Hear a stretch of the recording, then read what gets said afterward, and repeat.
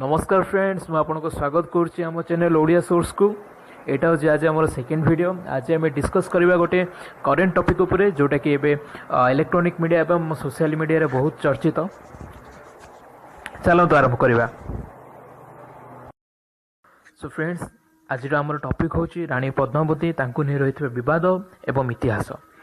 आम जमी समस्त आज जानते जे आम देश में बर्तमान गोटे बड़ धरण बद चली पद्मावती फिल्म को नहीं एवं फिल्म रिलीज को भी घुंचाई दि जाइए। देशर राजपूत माने विक्षेप कर फिल्म विरोध से जो censor board film release date को घुंचाई देती। किंतु आम यह विवाद विषय जाना पूर्व प्रथम जाना किए रानी पद्मावती एवं कहीं नहीं एत बड़ धरण गोटे विक्षेप चली। रानी पद्मावती जहाँ का अन्य नाम हूँ पद्मिनी से त्रयोदश शताब्दी आम देश भारत जड़े राणी थे। एठी मेंशन कर 1302 रु 1303 मसीहा से ही समय आम देशर वर्तमान राजस्थान से अंचल थिबा चित्तौर प्रदेश राणी होते। से प्रकृत में सिंहलर राजकन्या बा राजकुमारी थे। वर्तमान श्रीलंका हूँ सिंहल एवं से चित्तौर राजा रतन सिंह को पर विवाह करथिले। किछि ऐतिहासिक अछंती जो माने पद्मावती कहानी को सत बोले मन करती ना। से मतरे पद्मावती हूँ गोटे काल्पनिक चरित्र। किंतु एपरि मध्य किछि ऐतिहासिक अछंती जो माने पद्मावती विषय किछि विवरण देइछंती। पद्मावती विषय अधिक जानबा को हेले दुईटी आमर आलेख रही। से मध्य गोटे है मालिक मोहम्मद जयसिंह कविता पद्मावत एवं अन्य गोटे है हेमरतन गोरा बादल पद्मिनी चौपाई। ये जो भलसे देखो मालिक मोहम्मद जयसिंह कविता गोटे पद्मावत आ गोटे हूँ हेमरतन गोरा बदल पद्मिनी चौपाई। तो प्रथम आम देखा मालिक मोहम्मद जयसिंह कविता कौन कहूँ। मोहम्मद जयसिंह कविता अनुसार पद्मावती थिले सिंहल देशर राजा गंधर्वसेनकर झील। पद्मावती पाखरे गोटे कथा कुआ पोषा छुआ थिला जार ना सी देथिले हीरा नाम एवं से हीरा नाम को खूब भल पाते। जमी आप बर्तमान देखिपे राइट साइड गोटे फोटो अच्छी जोटा कि मोहम्मद जयसिंह पद्मावत पुस्तिकार गोटे फोटो एवं से आप देखिपे जदि जूम करके देखिए कौन गोटे छुआ सहित पद्मावती कथबार्ता करथिबे आलाप करथिबे। किंतु राजा गंधर्वसेन पद्मावती एवं ताको छुआर घनिष्ठता को बर्दाश्त कर पार नथिले। से उक्त छुआ को मारिबा निर्देश देले। जेतेबेले छुआ को मारिबा उद्यम करागला छुआटी कौन मते खसी सेठार पलैगला एवं गोटे चढ़ई धराली से छुआ को पाइला एवं सी नहीं गोटे ब्राह्मण को छुआटी को बिक्री करदेला।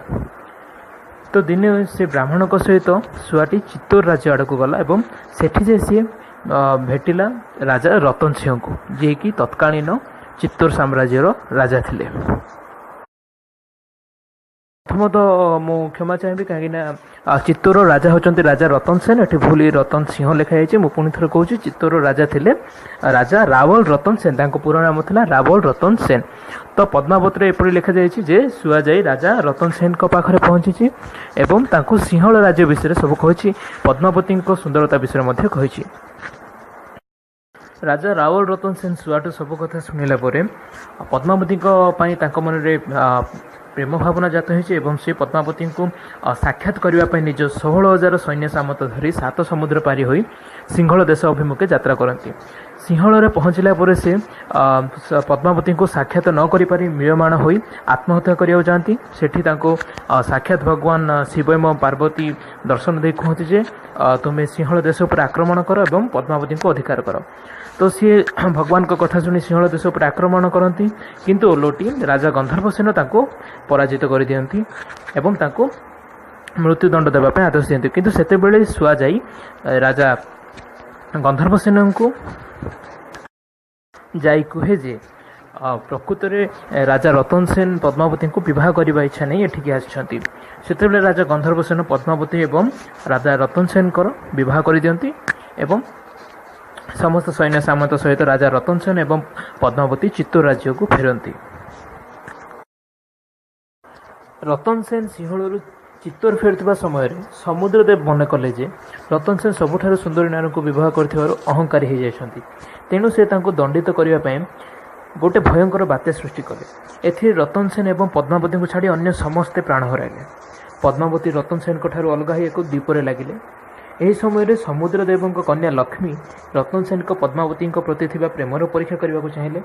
ସେ ନିଜେ ପଦ୍ମାବତୀ ବେଶରେ ରତନ ସେନଙ୍କ ସାମ୍ନାରେ ଉପସ୍ଥିତ ହେଲେ। ମାତ୍ର ରତନ ସେନ ତାଙ୍କୁ ଠିକ୍ ଚିହ୍ନି ପାରିଲେ। ଏଥିରେ ପ୍ରସନ୍ନ ହୋଇ ଲକ୍ଷ୍ମୀ ରତନ ସେନଙ୍କ ସହ ପୁଣି ଥରେ ପଦ୍ମାବତୀଙ୍କର ମିଳନ କରାଇଲେ। ତାହାପରେ ରତନ ସେନ ଏବଂ ପଦ୍ମାବତୀ ଚିତ୍ତୋରକୁ ପ୍ରତ୍ୟାବର୍ତ୍ତନ କଲେ। ଏଠି ଦେଖନ୍ତୁ ଆପଣ ଲେଫ୍ଟ ସାଇଡ଼୍ରେ ଆମର ବର୍ତ୍ତମାନର ଚିତ୍ରକୋଟ, ଯେଉଁଟାକି ଆମର ରାଜସ୍ଥାନ ରାଜ୍ୟର ଅଛି, ତାର ଗୋଟେ ଫଟୋ ଅଛି। ଆଉ ପ୍ରକୃତରେ ବର୍ତ୍ତମାନ ଚିତ୍ରକୋଟ ଏପରି ଦେଖାଯାଏ। ରାଜା ରତନ ସେନ ଚିତ୍ତୋରକୁ ଫେରି ପୁଣି ଥରେ ନିଜ ରାଜଦରବାର କାର୍ଯ୍ୟ ଆରମ୍ଭ କଲେ। କିଛି ଦିନ ପରେ ସେ ଜଣେ ବ୍ରାହ୍ମଣ ବାର୍ତ୍ତାବାହକ ରାଘବ ଚେତନକୁ ଠକାମି ଅଭିଯୋଗରେ ପଦବୀରୁ ବହିଷ୍କାର କରିଦେଲେ। ଚେତନ ଦିଲ୍ଲୀ ଯାଇ ସେଠାକାର ସୁଲତାନ ଆଲାଉଦ୍ଦିନ ଖିଲଜୀଙ୍କ ଆଗରେ ପଦ୍ମାବତୀଙ୍କ ଅପୂର୍ବ ରୂପ ବିଷୟରେ ବର୍ଣ୍ଣନା କଲା। ଏହାପରେ ଖିଲଜୀ ପଦ୍ମାବତୀଙ୍କୁ ପାଇବା ଆଶାରେ ଚିତ୍ତୋର ଉପରେ ଆକ୍ରମଣ କରିବା ପାଇଁ ଷଡ଼ଯନ୍ତ୍ର କଲା।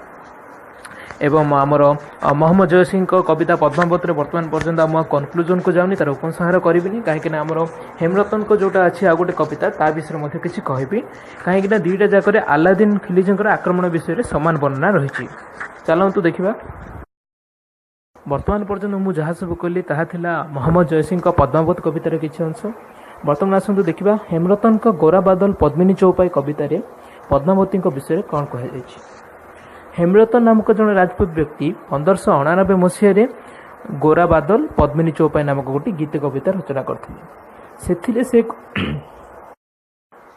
କ୍ଷମା ଚାହିଁବି ତ ହେମରତନ ସେ କବିତାରେ ମାନେ କିଛି କହିଥିଲେ ଯେ ରାଜା ରତନ ସେନଙ୍କ ପ୍ରଥମ ପତ୍ନୀ ହେଉଛନ୍ତି ପ୍ରଭାବତୀ। ସେ ରୋଷେଇ ବିଦ୍ୟାରେ ବହୁତ ନିପୁଣ ଥିଲେ। ଦିନେ ତାଙ୍କ ଦ୍ୱାରା ରନ୍ଧାଯାଇଥିବା ଖାଦ୍ୟ ରତନ ସେନଙ୍କୁ ଭଲ ଲାଗିଲା ନାହିଁ। ଏଥିରେ କ୍ଷୁବ୍ଧ ହୋଇ ପ୍ରଭାବତୀ ରତନ ସେନଙ୍କୁ ତାଙ୍କଠାରୁ ଭଲ ରାନ୍ଧୁଥିବା ଜଣେ ମହିଳାକୁ ଖୋଜି ଆଣିବା ପାଇଁ କହିଲେ। ଏହାପରେ ରତନ ସେନ ସେଭଳି ଜଣେ ମହିଳାଙ୍କ ସନ୍ଧାନରେ ବାହାରିଲେ। ସିଂହଳରେ ଅନେକ ପଦ୍ମିନୀ ନାରୀ ଥିବାର ଜାଣି ସେ ନିଜର ଭୃତ୍ୟ ବା ସୈନ୍ୟଙ୍କ ସହ ସେଠାକୁ ଯାଇ ସେଠାକାର ରାଜାଙ୍କୁ ପଶା ଖେଳରେ ପରାସ୍ତ କରି ପଦ୍ମାବତୀଙ୍କୁ ବାହାଇ ଆସିଲେ। ତ ଏଇଟା କହିଛନ୍ତି ହେମରତନ ଏବଂ ମହମ୍ମଦ ଜୟସୀ ଯାହା କହିଛନ୍ତି ରାଜା ରତନ ସେନ ଏବଂ ପଦ୍ମାବତୀଙ୍କ ମିଳନ ବିଷୟରେ ଇଏ ତାଠୁ ବହୁତ ଅଲଗା ହେଇଯାଉଛି।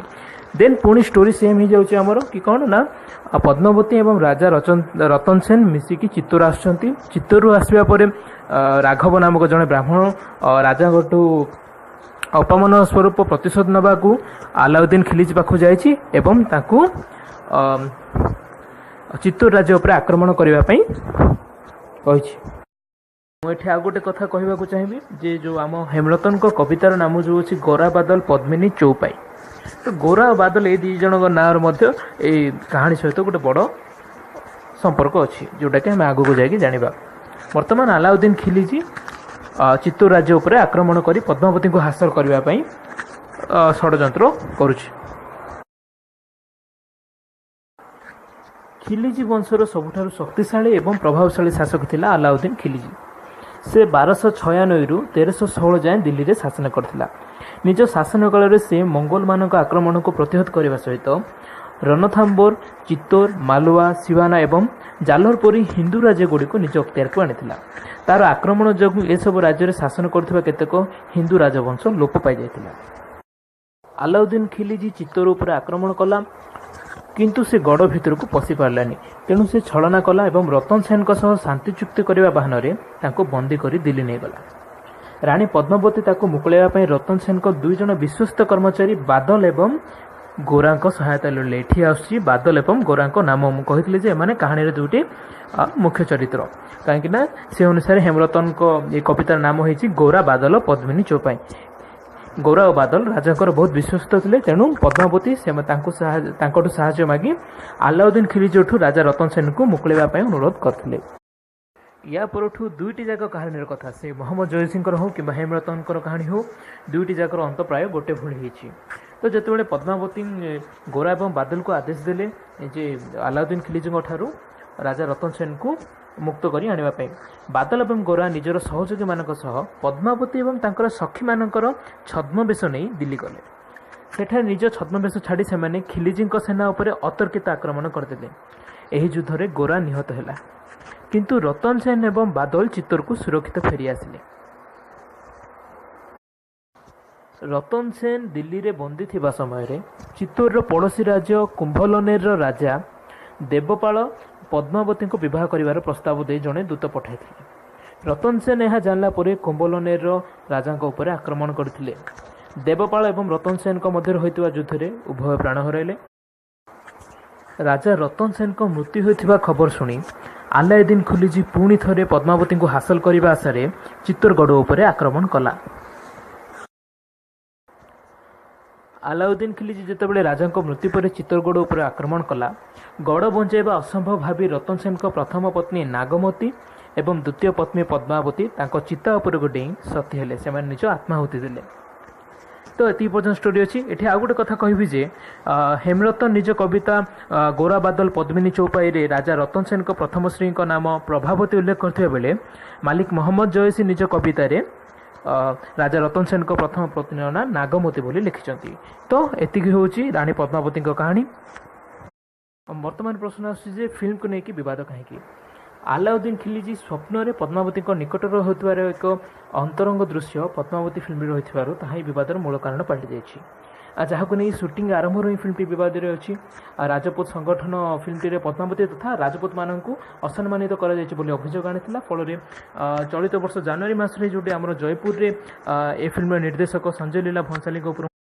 ସୋ ଫ୍ରେଣ୍ଡସ୍, ଇଏ ଥିଲା ଆଜିର ଆମର ଟପିକ୍ ପଦ୍ମାବତୀ ବିବାଦ ଓ ଇତିହାସ। ମୋ ପକ୍ଷେ ଯେତିକି ସମ୍ଭବ ମୁଁ ଆପଣମାନଙ୍କୁ ସବୁ ସମ୍ବାଦ ଦେବା ପାଇଁ ଟ୍ରାଏ କରିଛି।